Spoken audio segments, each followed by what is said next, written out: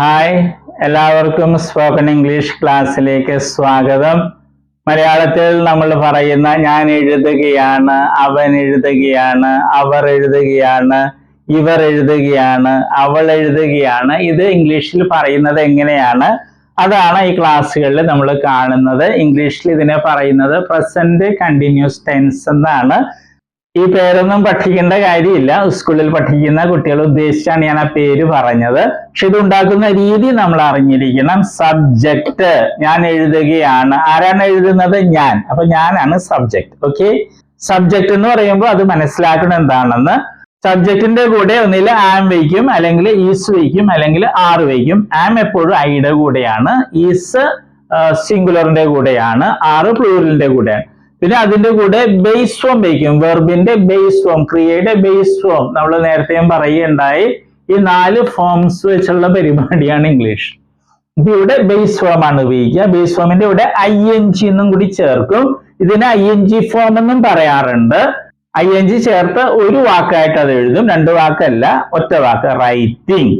3 വാചകങ്ങൾ നമ്മൾ കണ്ടു. ഐ ആം റൈറ്റിംഗ്, ഞാൻ എഴുതുകയാണ്. അതിന്റെ ചോദ്യം am I writing, am I writing, ഞാൻ എഴുതുകയാണോ?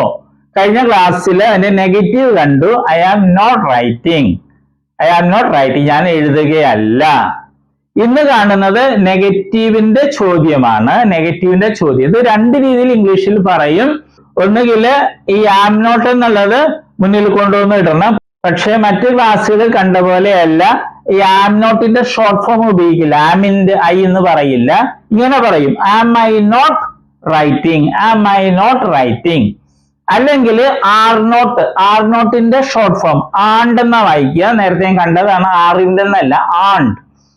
ആൻഡ് ഐ റൈറ്റിംഗ് അങ്ങനെ പറയും ഇംഗ്ലീഷില്. ഐയുടെ കൂടെ ആണ്ട്. നെഗറ്റീവ് ക്വസ്റ്റ്യനിൽ മാത്രമേ ഇങ്ങനെ ഉപയോഗിക്കുള്ളൂ, ഇവിടെ ഒന്നും ഉപയോഗിക്കില്ല. അത് പ്രത്യേകം ശ്രദ്ധിക്കണേ. നെഗറ്റീവ് ക്വസ്റ്റ്യനിൽ ആൻഡ് ഐ റൈറ്റിംഗ്, അല്ലെങ്കിൽ am I not writing. Am not I അല്ല, ആം നോട്ട് ഐ എന്നല്ല, ആം ഐ നോട്ട് റൈറ്റിംഗ്. ഇത് രണ്ടും നമുക്ക് സ്പോക്കൺ ഇംഗ്ലീഷിൽ പറയാം. ഒരിക്കലും ആമിൻഡ് ഐ റൈറ്റിംഗ് എന്ന് പറയില്ല. ഓക്കെ, അപ്പൊ നമുക്കത് നോക്കാം. And I writing a story, എന്താണ് അതിന്റെ അർത്ഥം? ഞാനൊരു കഥ എഴുതുകയല്ലേ. And I writing a story, ഞാനൊരു കഥ എഴുതുകയല്ലേ. അതേപോലെ ഇത് ഉപയോഗിച്ചും പറയാം, am I not writing a story, am I not writing a story. രണ്ടാമത്തേത് and I cutting a tree, ഞാനൊരു മരം മുറിക്കുകയല്ലേ. അല്ലെങ്കിൽ am I not cutting a tree, am I not cutting a tree, അങ്ങനെയും പറയാം. ആൻഡ് ഐ പ്ലേയിങ് ഫുട്ബോൾ, ഞാൻ football കളിക്കുകയല്ലേ. അതല്ലെങ്കിൽ am I not playing football, അങ്ങനെയും പറയാം. Am I not playing football, am I not playing football, ഞാൻ football കളിക്കുകയല്ലേ. And I teaching English, ഞാൻ English പഠിപ്പിക്കുകയല്ലേ. അല്ലെങ്കിൽ am I not teaching English, ഞാൻ ഇംഗ്ലീഷ് പഠിപ്പിക്കുക. And I cleaning my room, am I not cleaning my room, ഞാൻ എന്റെ മുറി ക്ലീൻ ചെയ്യുകയല്ലേ. And I reading a book, am I not reading a book, ഞാൻ ഒരു പുസ്തകം വായിക്കുകയല്ലേ. And I doing my homework, അല്ലെങ്കിൽ am I not doing my homework, ഞാൻ എന്റെ ഹോംവർക്ക് ചെയ്യുകയല്ലേ.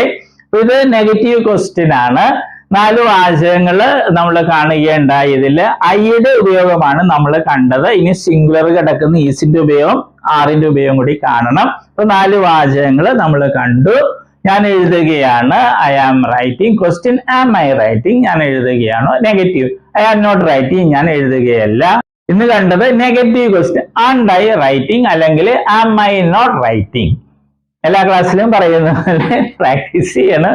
ഒരാളെ കൂടി കണ്ടെത്തിയത്, ഒരാൾ മലയാളം പറയുന്നു, മറ്റേയാൾ അതിന്റെ ഇംഗ്ലീഷ്. ഞാൻ എഴുതുകയാണ്, ഐ ആം റൈറ്റിംഗ്. ഇതുപോലെ ഏതെങ്കിലും വാക്കുകളൊക്കെ കൂട്ടിച്ചേർത്താൽ കുറെ കൂടി അർത്ഥം ഉണ്ടാകും. അത് പ്രത്യേകം ശ്രദ്ധിക്കുക. അതുപോലെ വെർബിന്റെ ലിസ്റ്റ് ഉണ്ട്, ആ ലിസ്റ്റിൽ നിന്ന് കുറച്ച് വാക്കുകളെങ്കിലും പഠിക്കാൻ നോക്കണം. അതുപോലെ പുതിയ വാക്കുകളൊക്കെ പഠിക്കുക. നല്ല ഒഴുക്കോടെ ആത്മവിശ്വാസത്തോടെ നമുക്ക് ഇംഗ്ലീഷ് സംസാരിക്കാൻ പറ്റും. All the best. നമ്മൾ വെർബുകളാണ് കാണുന്നത്. വെർബ്സ് എന്ന് പറയുന്നത് ക്രിയകൾ അല്ലെ, വരിക, പോവുക എന്നൊക്കെ പറയുന്നതാണ് വെർബ് അല്ലെ ക്രിയകൾ. അപ്പൊ വെർബിന് അല്ലെ ക്രിയക്ക് ധാരാളം രൂപങ്ങളുണ്ട്. ഉദാഹരണമായിട്ട് മലയാളത്തിൽ എഴുതുക എന്ന ക്രിയ അല്ലെങ്കിൽ വെർബ് എടുക്കുക, അങ്ങനെ ഒത്തിരി രൂപങ്ങൾ. എഴുതുക, എഴുതും, എഴുതുകയാണ്, എഴുതിയിട്ടുണ്ടായിരുന്നു, എഴുതുവാൻ, എഴുതുമായിരുന്നു, എഴുതണമായിരുന്നു, അങ്ങനെയൊക്കെ ധാരാളം രൂപങ്ങൾ മലയാളത്തിലുണ്ട്. അതുപോലെ ഇംഗ്ലീഷിലും ഉണ്ട്, ധാരാളം ഫോംസ് രൂപങ്ങളുണ്ട്. അതിൽ 4 എണ്ണമാണ് ഇംഗ്ലീഷിലെ ഏറ്റവും പ്രധാനപ്പെട്ട രൂപങ്ങൾ.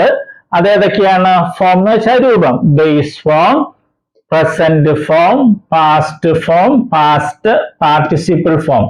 ഈ 4 രൂപങ്ങളാണ് ഏറ്റവും പ്രധാനപ്പെട്ടത്. കാരണം ഇംഗ്ലീഷില് എല്ലാ ടെൻസ് എന്ന് പറയുന്നത് അത് മറ്റൊക്കെ ഉണ്ടാക്കുന്നത് ഈ 4 എണ്ണത്തില് ഏതെങ്കിലുമൊക്കെ ഉപയോഗിച്ചാണ് ടെൻസും മറ്റും ഉണ്ടാക്കുന്നത്. അപ്പൊ ഈ 4 എണ്ണം അറിഞ്ഞിരിക്കണം, എങ്കിലേ ഇംഗ്ലീഷ് സംസാരിക്കാനും എഴുതാനൊക്കെ സാധിക്കുകയുള്ളൂ. ഉദാഹരണമായിട്ട് ബേസ് ഫോം അല്ലേ, ഉദാഹരണമായിട്ട് റൈറ്റ് എന്ന വെർബ് എടുക്കുന്നു. അതിന്റെ അർത്ഥം എന്താണ്? എഴുതുക. പ്രസന്റ് ഫോമില് റൈറ്റ് ഉണ്ട്, റൈറ്റ്സും ഉണ്ട്. ഇത് പ്ലൂറലാണ്, ഇത് സിംഗുലർ ആണ്. ഇതിന്റെ അർത്ഥം എന്താണ്? എഴുതാറുണ്ട് അല്ലെങ്കിൽ എഴുതുന്നു. ഇത് രണ്ടുപേരെ അർത്ഥം മലയാളത്തില്. പല കുട്ടികളും പ്രസന്റ് ഫോമിൽ ചോദിക്കുമ്പോൾ അവര് എഴുതുക എന്ന് പറയും. അത് തെറ്റാണ്. ഈ പ്രസന്റ് ഫോമില് റൈറ്റിന്റെ അർത്ഥം എഴുതാറുണ്ട് എന്നുള്ളതാണ്. എഴുതുക എന്നുള്ളത് ബേസ് ഫോമാണ്. ഇത് ഒത്തിരി പേര് തെറ്റായിട്ട് സ്കൂളിൽ പഠിച്ചിട്ടുണ്ട്. പാസ്റ്റ് ഫോമില് അതിന്റെ അർത്ഥം എന്താണ്? വാക്ക് എന്താണ്? റോട്ട്. അതിന്റെ അർത്ഥം എഴുതി എന്നുള്ളതാണ്. പിന്നെ പാസ്റ്റ് പാർട്ടിസിപ്പിൾ ഫോം ഉണ്ട്, അതിന്റെ റൈറ്റിൻ്റെത് റിട്ടൺ എന്നുള്ളതാണ് ആ ഫോം. അതിന് പല അർത്ഥങ്ങളുണ്ട്, മാറി മാറി വരും. പിന്നെ ഒരു കാര്യം നമ്മൾ അറിഞ്ഞിരിക്കുക, ഈ ബേസ് ഫോമും പ്രസന്റ് ഫോം പ്ലൂറലും, ബേസ് ഫോമും പ്രസന്റ് ഫോം പ്ലൂറലും ഇംഗ്ലീഷ് ഭാഷയിലെ വെർബുകൾക്ക് ഒരെണ്ണത്തിനൊഴികെ, ബി എന്ന വെർബിനൊഴികെ ബാക്കി എല്ലാ വെർബുകൾക്കും ഒരേപോലെയാണ്. സ്പെല്ലിങ്ങും ഉച്ചാരണമൊക്കെ ഒരേപോലെ തന്നെയാണ്. ഏത്? ബേസ് ഫോമും പ്രസന്റ് ഫോം പ്ലൂറലും. അർത്ഥം വ്യത്യാസമുണ്ട്. ബേസ് ഫോമില് എഴുതുക എന്നുള്ളതാണ് റൈറ്റ് എന്ന് പറയുമ്പോൾ, പ്രസന്റ് ഫോമില് റൈറ്റ് എന്ന് പറയുമ്പോൾ എഴുതാറുണ്ട് എന്നുള്ളതാണ്. ഇംഗ്ലീഷ് ഭാഷയില് 1,70,70,000-ലധികം വെർബുകൾ, ക്രിയകളുണ്ട്. അപ്പൊ അതില് ഈ വെർബ് ഒഴിച്ച്, ബി എന്നൊരു വെർബ് ഉണ്ട് ഇംഗ്ലീഷില്, അത് ഒഴിച്ച് ബാക്കി എല്ലാ വെർബുകളുടെയും ബേസ് ഫോമും പ്രസന്റ് ഫോം പ്ലൂറലും ഒരേപോലെ, ഒരേ സ്പെല്ലിംഗ്, ഒരേ ഉച്ചാരണം. ഓക്കെ, അതുകൊണ്ട് നമ്മൾ ഇത് പ്രത്യേകിച്ച് പഠിക്കില്ല. നമ്മൾ ഇത് 3ആണ് പഠിക്കുന്നത്. അത് നമ്മൾ സ്കൂളിൽ പഠിച്ചിട്ടുണ്ട് അല്ലെ. Come, came, come, go, went, gone, അത് തന്നെ സാധനം. പിന്നെ നേരെ ഒരു കാര്യവും കൂടി, ഇംഗ്ലീഷിൽ നേരത്തെ പറഞ്ഞു 1,70,70,000 വെർബ്സ് ഉണ്ട്. അതിൽ ഭൂരിഭാഗം വെർബുകളുടെയും ഈ പാസ്റ്റ് ഫോമും പാസ്റ്റ് പാർട്ടിസിപ്പിൾ ഫോമും ഉണ്ടാക്കുന്നത് ഈ പ്രസന്റ് ഫോമിന്റെ കൂടെ ഡി അല്ലെങ്കിൽ ഇ ഡി എന്ന് കൂട്ടിച്ചേർത്താണ്.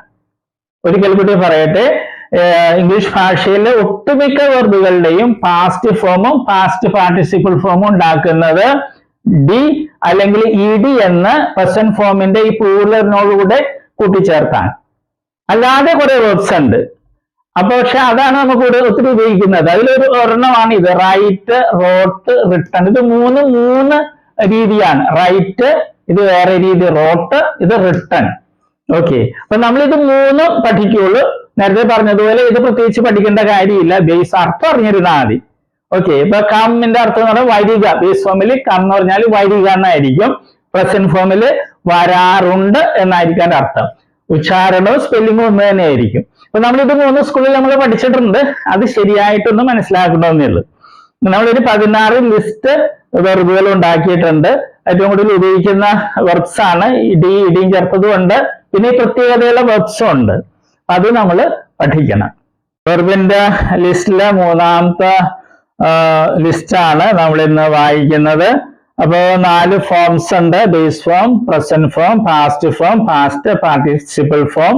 ഈ 4 ഫോം അറിയാതെ ഇംഗ്ലീഷ് പഠിക്കാൻ പറ്റില്ല. അപ്പോൾ നമ്മൾ ആദ്യത്തെ 3 ഫോംസ് ആയിരിക്കും എല്ലാ വെർബിന്റെയും നമ്മൾ പഠിക്കേണ്ടത്. അപ്പൊ ആദ്യത്തെ ലിസ്റ്റ്, ആദ്യത്തെ വാക്കുകൾ നോക്കുക. ഞാൻ വായിക്കുകയാണ്. Present form, past form, past participle form. Keep, kept, kept. Sleep, slept, slept. Meet, met, met.